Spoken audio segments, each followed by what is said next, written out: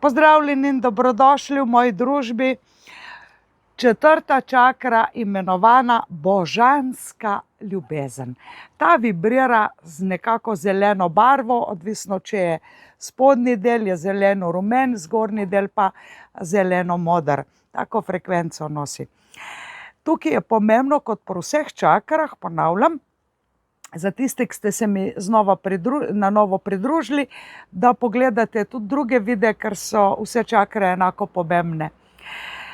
Za srčno čakro je pomembno, če jo imamo močno izraženo, še posebej na pozitivnem aspektu, pridi k meni, Mucek me je obiskal,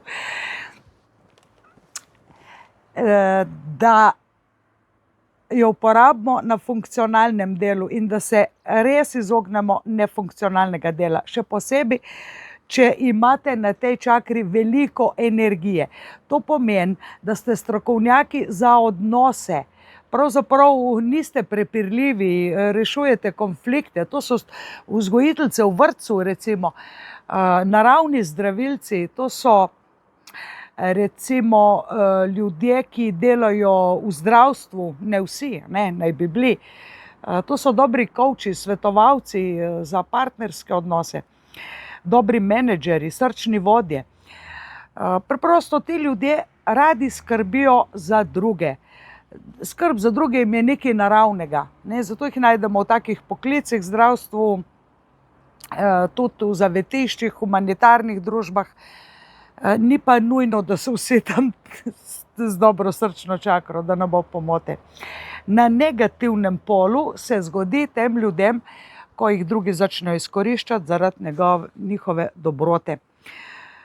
Prevzamejo vlogo žrtve, mučenika, padejo v stanje nemoči. Pol pa iščejo razne svetovalce, iščejo nasvete za kako dobro živeti. In s tem so še bolj razočarani nad vsem. Se pravi, na negativnem polu ti ljudje živijo v mišljenju, da je ta svet nepošten, krivičen, v katerem so žal se znašli sami žrtve. Ponavljam, ne bodite žrtev, postavite drugim jasne meje, jasna pravila. Ni vam treba, recimo, dam, nek fair play mora biti. Tako kmalu z vami v naslednji grleni čakri. Čao.